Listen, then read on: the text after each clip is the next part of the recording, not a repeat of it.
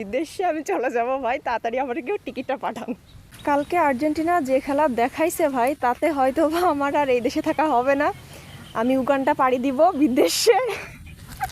কারো কাছে যদি টিকিট থাকে একটু তাড়াতাড়ি হচ্ছে যে আমারে পাঠাই দেন কেউ। হ্যাঁ, কারণ হচ্ছে কালকে রাত থেকে ভাই প্রচুর পরিমাণের পচানি খাচ্ছি। বসেছিলাম একটা মানুষকে হচ্ছে পচাবো, মানে তারে যখনই হচ্ছে দেখতেছি যে হচ্ছে আর্জেন্টিনা অলরেডি 2টো গোল খেয়ে গেছে, তারে কিন্তু আমি পচানো শুরু করছিলাম অলরেডি। ও বাবা, মাঝখান থেকে দেখি মানে পুরো চাকা ঘুরে গেছে। হ্যাঁ, এটা কি, মানে আই এম তো পুরাই অবাক। ওরে হচ্ছে আমি তো পচাচ্ছি আর আমি তো কোনো দলই করি না।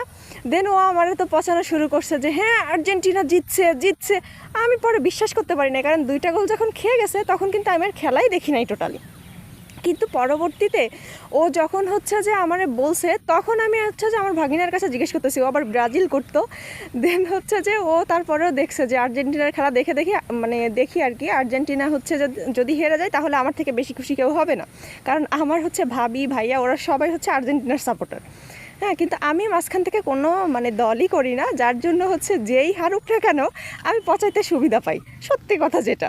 তো কালকে রাত থেকেই আমি পচানি খাচ্ছি, কারণ ওই যে প্রথমে আমি পচাইতে শুরু করছিলাম, যার জন্যই হচ্ছে যে আমি কিন্তু পচানি খাচ্ছি। এখন আমি ভাবতেছি যে বিদেশে আমি চলে যাব ভাই, তাড়াতাড়ি আমার কেউ টিকিটটা পাঠান।